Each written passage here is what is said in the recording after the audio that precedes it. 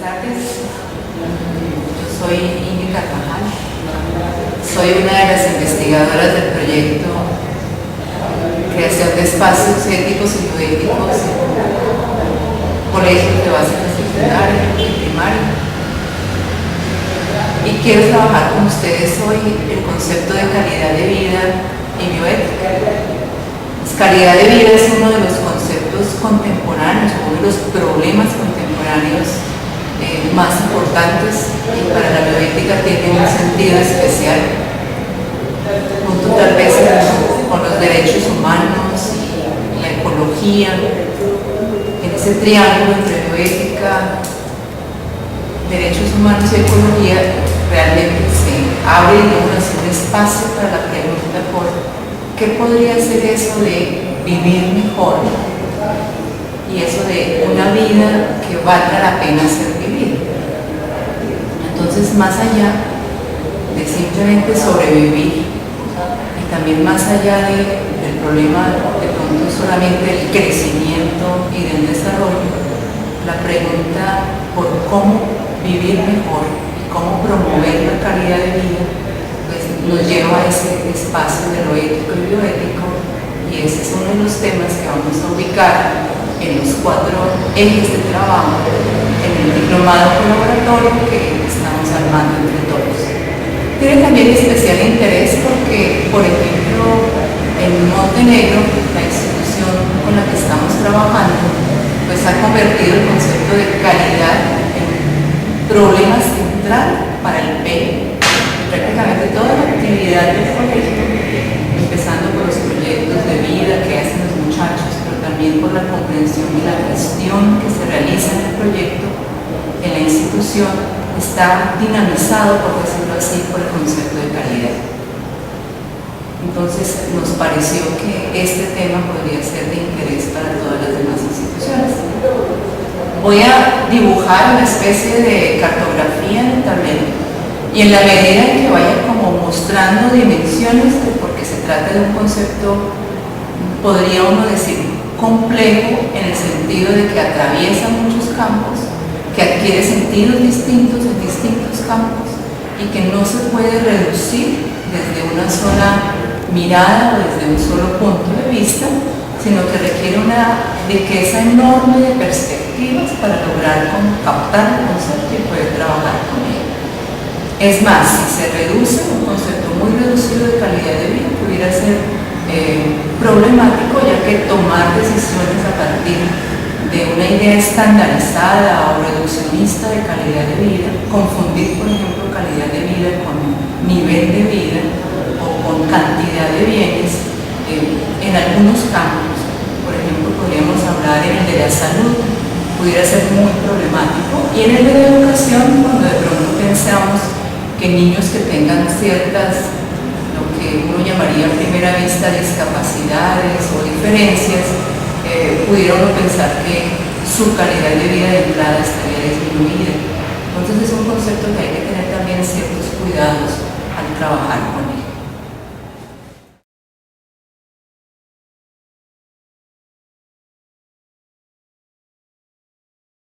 El concepto nace en la economía,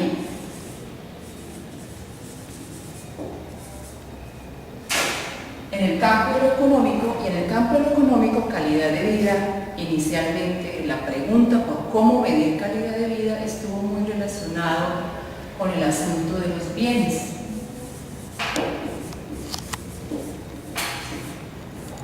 Y durante algún tiempo, de alguna manera, al menos en Occidente,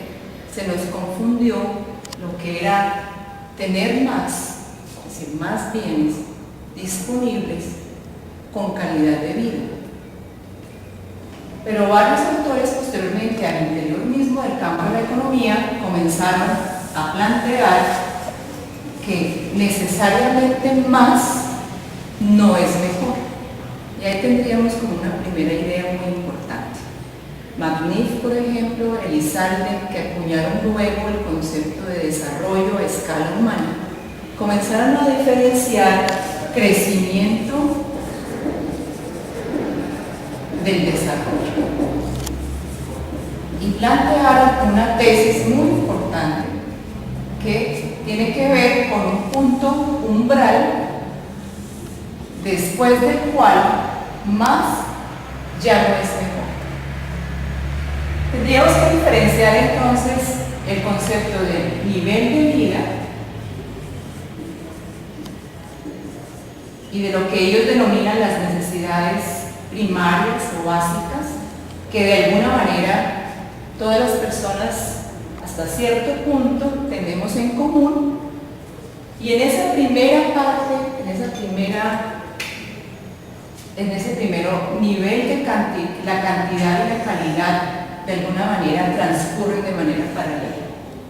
Pero después de este punto umbral, más ya no es mejor, y todo lo contrario, lo que puede ocurrir es que la calidad de vida se vea deteriorada por el hecho de que estemos acumulando, generando generalmente también muchos más desechos.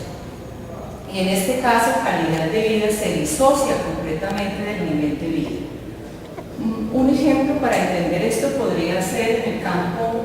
de lo terapéutico, las dosis, por ejemplo, de un medicamento. Pues no necesariamente la cantidad y la calidad van de la mano. Más bien comenzaríamos a hablar de cantidades óptimas. Este punto umbral nos indica que nosotros trabajamos más bien con óptimos. Después de cierta cantidad, entonces puede haber deterioro de la calidad de vida. Esa es una primera diferencia que comenzaron a notar en el campo de la economía. En este momento, la tendencia grande a cómo medir la calidad de vida tenía que ver entonces con la cantidad de bienes y de utilidad.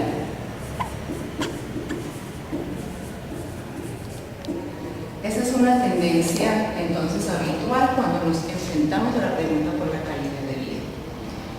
Sin embargo, hoy en día tendríamos una crítica a la cuestión de que simplemente obtener más utilidad, obtener más bienes y servicios, tener más disponibilidad de bienes y servicios, pudiera entonces equipararse a una mayor calidad de vida. Eso también tendría importancia respecto a nuestros conceptos del desarrollo y del subdesarrollo, porque tal vez somos muy rápidos en hablar de subdesarrollo en el sentido solamente de mediciones generales como el Producto Interno Bruto de un país, por ejemplo. La pregunta entonces, hay dos cuestiones que tuvieron que comenzar a ligarse. Una era la distribución de esos bienes, o sea que ya nos comenzamos a meter al campo de la justicia. Y lo otro, la pregunta por lo que esos bienes pudieran hacer por nosotros. Entonces pudiéramos pasar aquí a otro gráfico en este sentido y diferenciar varios conceptos que a veces parecerían utilizarse de manera no diferenciada. Si nosotros tenemos aquí los bienes y los servicios disponibles,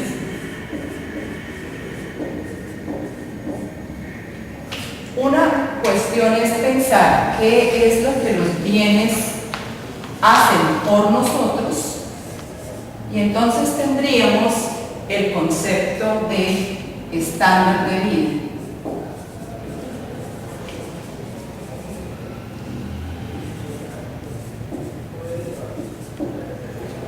Pero otra pregunta diferente, y esa es la otra tendencia a trabajar el concepto de calidad de vida, es pensar más bien desde las capacidades, o sea, no desde la utilidad, sino desde la capacidad. Y entonces la pregunta sería el contrario. Y entraríamos a preguntarnos qué hacemos nosotros con los bienes, o dicho de otra manera, qué hacemos de ellos. Y entonces aparece una palabra distinta, un término distinto, y es el de formas de vida. Entonces, los bienes y los servicios nos brindan comodidades, utilidades, y esto se llamaría el estándar de vida,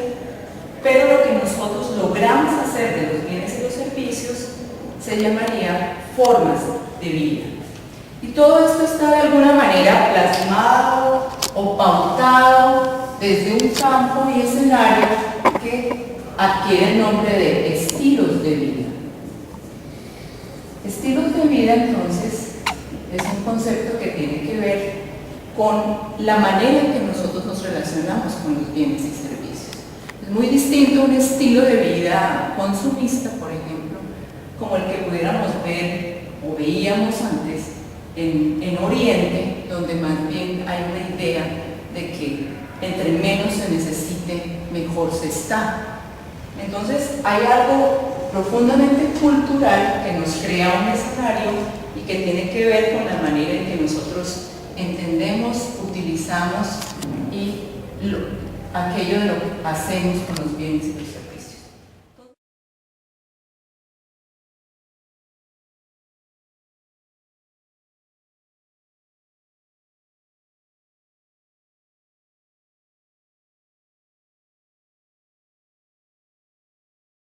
Es muy importante tener en cuenta que calidad de vida inmediatamente nos lleva, por así decirlo, al ámbito de lo diferencialmente humano. Decía al comienzo, en la introducción, que la calidad de vida tiene que ver con la vida que valga la pena ser vivida. Y aquí hay para la bioética dos conceptos muy interesantes que ya los griegos diferenciaban, y era la vida como zoe y la vida como bios. La vida como zoe es la vida simplemente como sobrevivir, es decir, podríamos decir respirar, caminar, estar vivo, biológicamente vivo. Y es una vida, pues básicamente primaria, pero bios, el bios es una vida cualificada, es una vida con una calidad diferencial y obviamente es una vida de alguna manera generada a partir de las capacidades que tenemos para comprender cuándo es que una vida vale la pena ser vivida. Eso también nos va a acercar mucho a un concepto muy importante en ética y en bioética, que es la vida digna. Cuando una vida humana es digna, es cuando hablamos de las vidas infrahumanas, por ejemplo, o como diría Agamben, de la vida desnuda, es decir, la nuda vida, la vida sin esa característica de ser una vida que vale la pena ser vivida. Pero ahora de nuevo hay un nivel en el cual esta vida que vale la pena ser vivida pues tiene que ver con esos bienes disponibles, esas oportunidades de alguna manera, que ya oportunidades más complejo que simplemente el bien, el recurso material, pero también tiene que ver definitivamente con la capacidad que nosotros tengamos para vivir, para llegar a existir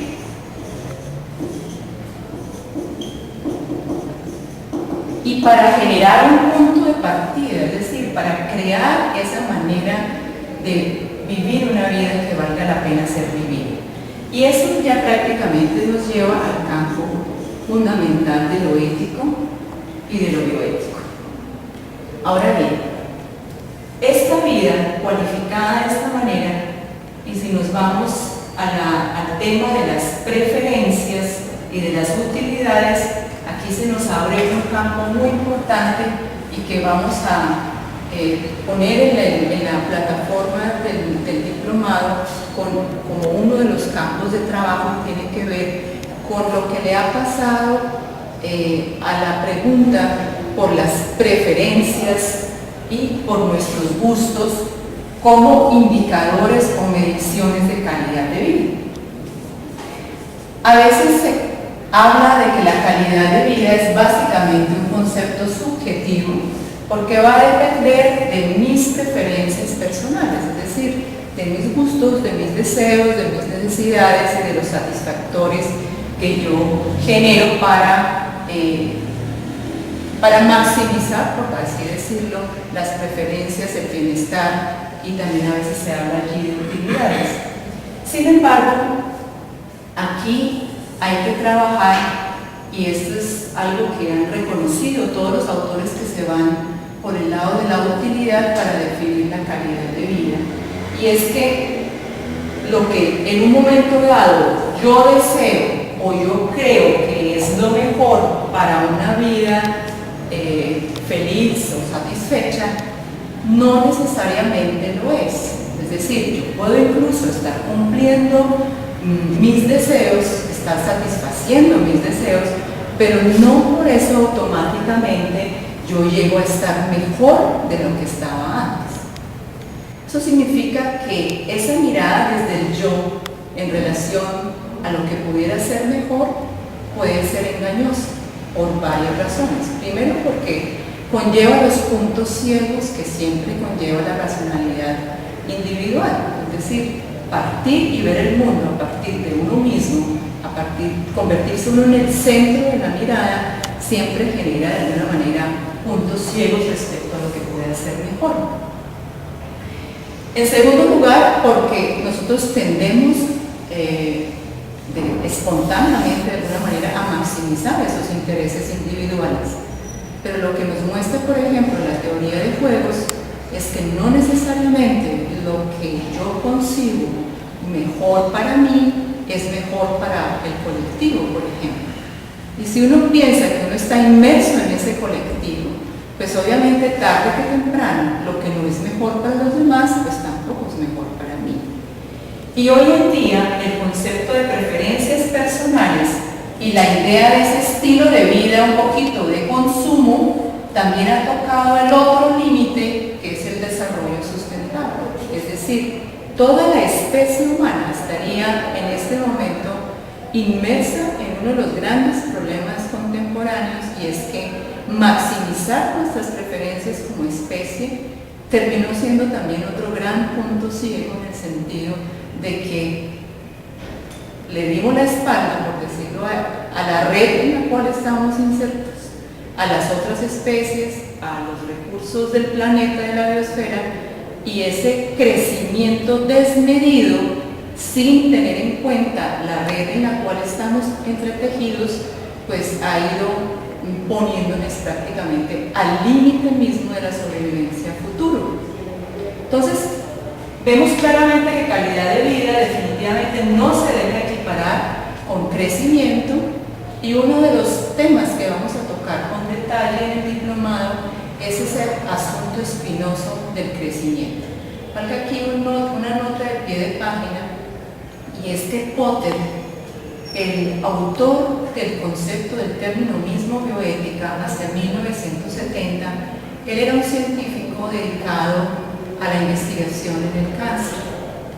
y una de las cosas que lo llevó del laboratorio y del trabajo con las células cancerosas y la manera en que las células cancerosas crecían desmedidamente, a preguntarse por la supervivencia a futuro de la especie y de la biosfera en general, pues fue precisamente examinar el problema del crecimiento desmedido en el caso del cáncer, y de alguna manera equipararlo al comportamiento que nosotros como humanos tenemos frente a nuestro entorno: crecer, engordar, consumir, acaparar y confundir eso con calidad de vida. Para él, el concepto de crecimiento, y eso lo sabemos, entre más crezca el tumor, pues al principio el tumor frente al organismo es absolutamente exitoso, crece, crece, crece, mientras que el organismo pues entra en deterioro, pero ese crecimiento tiene un límite, y es cuando se excede la capacidad de este organismo en el cual el tumor está instalado. Esa miopía de lo otro, del entorno, y esa miopía frente al largo plazo, cuando se maximizan solamente las preferencias individuales, es crucial para entender el concepto de calidad de vida y la respuesta de la calidad de vida por el lado de la utilidad y del crecimiento de los bienes. Si lo dibujáramos en unas coordenadas de espacio y de tiempo, tendríamos que ese punto ciego se dibuja de esta manera. La mayoría de las personas conciben es estar mejor y es maximizar sus preferencias, sus gustos, en un espacio muy estrecho y en una franja de tiempo igualmente estrecha. Es decir, si hiciéramos como una especie de cuenteo estadístico, en qué espectro espacio-temporal están ubicadas esas preferencias, pues prácticamente es en el yo, en el ahora o más o menos rápido, o de pronto hasta mi familia, de pronto hasta los nietos, y básicamente en el ahora, los meses que vienen, los años, y de pronto hasta mi lapso de ciclo vital, es decir, mi vida personal. En ese campo, pues prácticamente los otros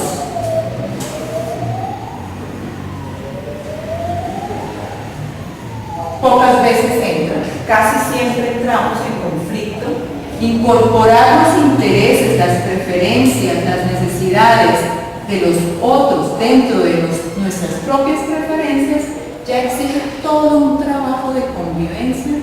que para los colegios y para la parte educativa pues es fundamental.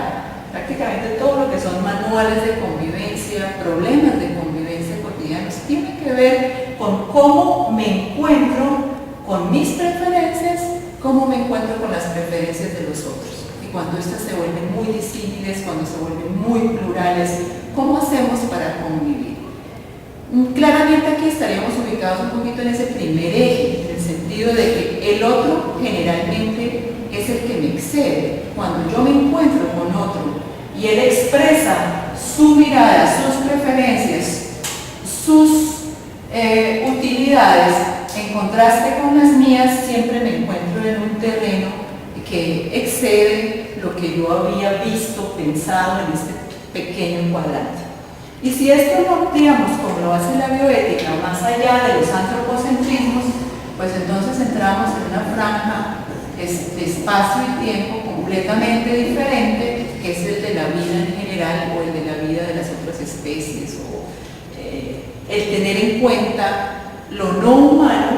para pautar las preferencias y los intereses propios. En ese sentido, entonces, calidad de vida en el sector educativo exigiría ir ampliando la esfera de espacio y tiempo de mis propias preferencias, poder encontrarme con la pluralidad, poder tener en cuenta el punto de vista de lo no humano y convertir todo esto en un problema de cada uno. Ese sería todo un trabajo en el ámbito educativo en relación con calidad de vida.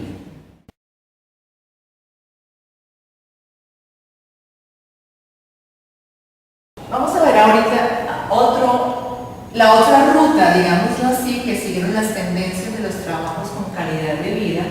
Vámonos hacia personajes como Amartya Sen, como Martha Nussbaum, que en vez de fincar el concepto relacionado con las utilidades, con las preferencias, con ese campo vasto que mencionábamos ahorita de la teoría de juegos y hacer más complejas las preferencias, ellos se fueron por el lado de las capacidades, es decir, más por esa idea de qué es lo que nosotros hacemos con los bienes y con las utilidades y cómo es que las transformamos en esa vida que vale la pena ser vivida o ese vivir mejor. Para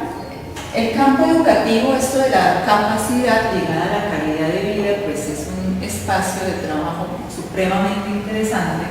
porque aquí se estaría concibiendo el humano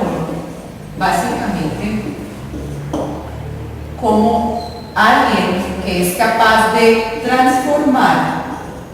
y conectar esos recursos de tal manera que puedan entrar en sinergia las distintas facultades o capacidades y en ese sentido generar bienestar y calidad de vida. Es decir, lograr conectar los distintos campos, las distintas áreas que componen la vida humana, el trabajo, el descanso, el autocuidado del cuerpo, la educación, el disfrute del arte, etc. Y combinarlo de tal manera que se crea una vida con calidad. Esa es toda una capacidad de interoperabilidad, podría uno decir, de las facultades, y curiosamente también hay conceptos de salud que van por ahí, es decir, que salud no es ausencia de enfermedad, sino que uno tiene bienestar y salud cuando logra de alguna manera articular esas dimensiones de la vida. Obviamente, en la cotidianidad, pues esta interoperabilidad se ve de alguna manera perturbada continuamente, y es necesario volver a crear nuevos equilibrios metaestables, por decirlo así. No son equilibrios rígidos ni normativos de este modo, sino que son mutuas adaptaciones de esas perturbaciones, y aparece el concepto importante de flexibilidad. Y por aquí vamos a trabajar un tema que consideramos que para los docentes puede ser también de interés especial, y es en qué consistiría el autocuidado también del docente, es decir, la calidad de vida del docente, que está expuesto cotidianamente a una cantidad de perturbaciones, y podría uno decir de un ambiente altamente, vamos a usar un término en un sentido positivo, contaminado, por decirlo así, de las relaciones humanas. Es decir, todos los días tendríamos que de alguna manera saber descargarnos, saber cómo canalizamos de lo que nos cargamos cada día.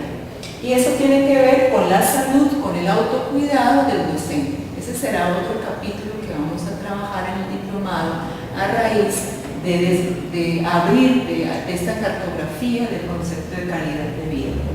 Pero obviamente también ese aprender a vivir, pues es un tema muy importante en la escuela y en los colegios para los niños, porque no siempre más conocimiento, más información se traduce en aprender a vivir, son dos cosas diferentes, y por ende tampoco más conocimiento inmediatamente es una mayor calidad de vida. Tendríamos entonces por el lado de las capacidades una idea, esta idea de la conectividad, pero a la vez una idea muy interesante que viene de la física, y es contemplarnos como una especie de holón. El holón es, de alguna manera, una parte del todo, de tal manera que nos visualicemos como alguien que articula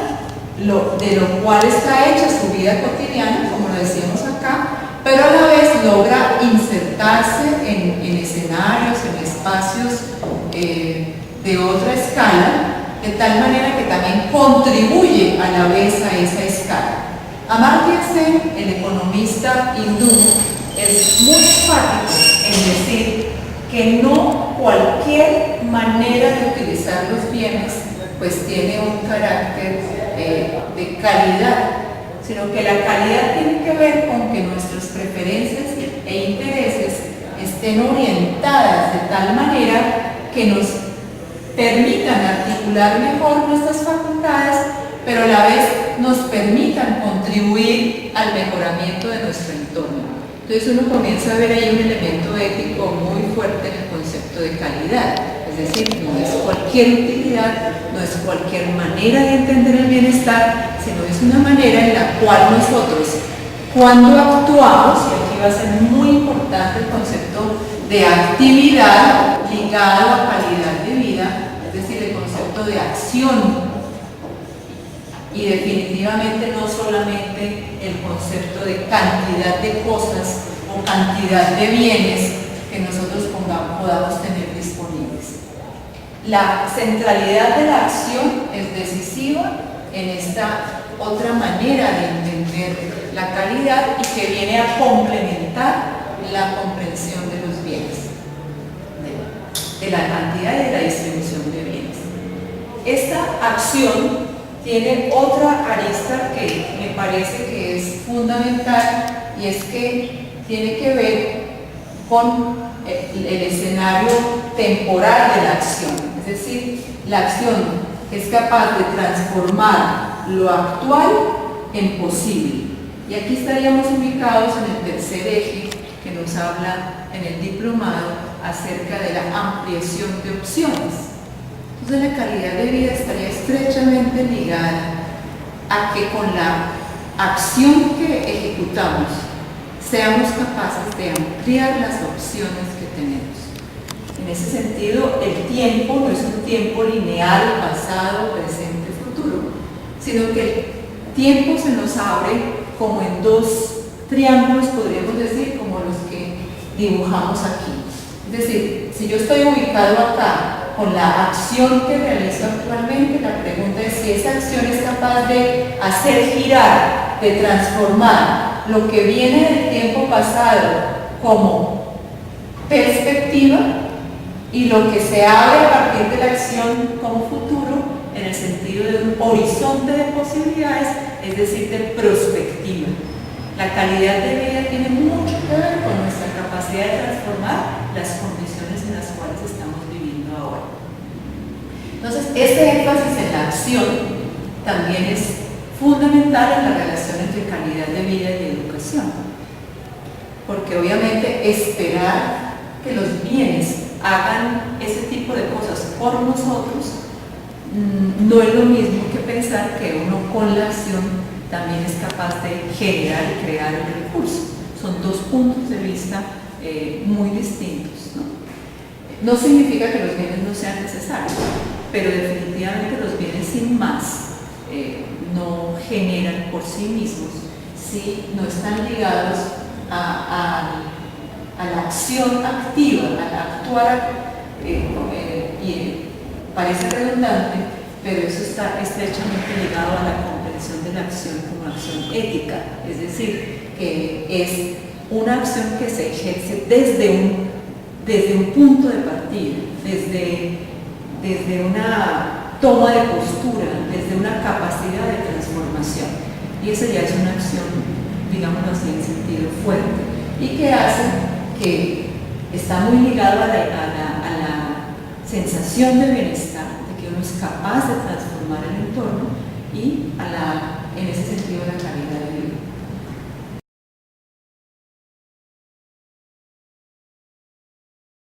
Bueno, me queda como invitarlos a que trabajemos juntos alrededor de este concepto que nos da muchas posibilidades de exploración, de trabajo con los grupos de muchachos, con los PEIs, con los manuales de convivencia.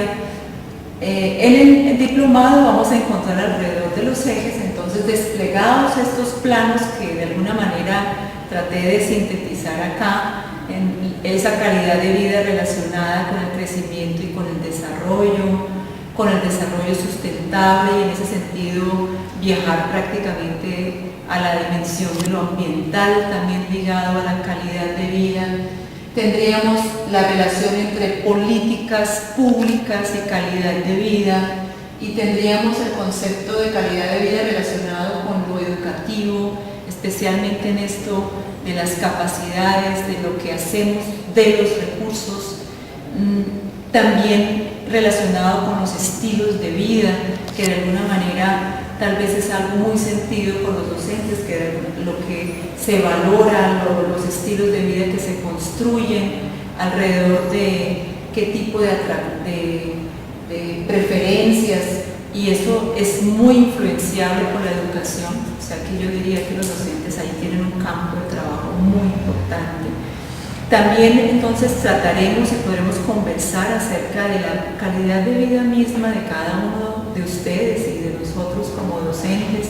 y cómo propiciar, cómo escuchar el cuerpo. Eso nos llevaría de todo ese eje de la escucha, cómo escucharnos a nosotros mismos, cómo nos va a llevar a temas como el estrés, la flexibilidad, lo que en inglés se llama el burnout, estar quemado de alguna manera, estar frente de pronto a tantos problemas que encarados de una manera como a golpe de caja nos llevan muchas veces a consultar incluso al médico con gran frecuencia, pero básicamente el problema está en otra parte. Y a la vez cómo asumir ese encuentro con las preferencias de lo diverso y lo plural, enriquecer, utilizar la teoría de juegos como una herramienta de trabajo, meternos a esos otros lenguajes, a ejercicios muy prácticos que uno puede hacer en el aula.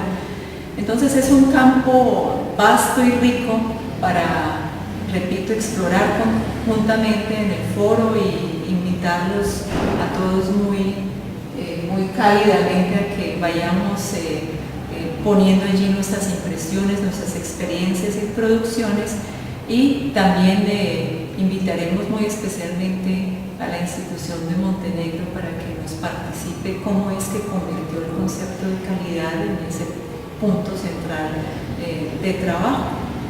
Les agradezco mucho y estamos entonces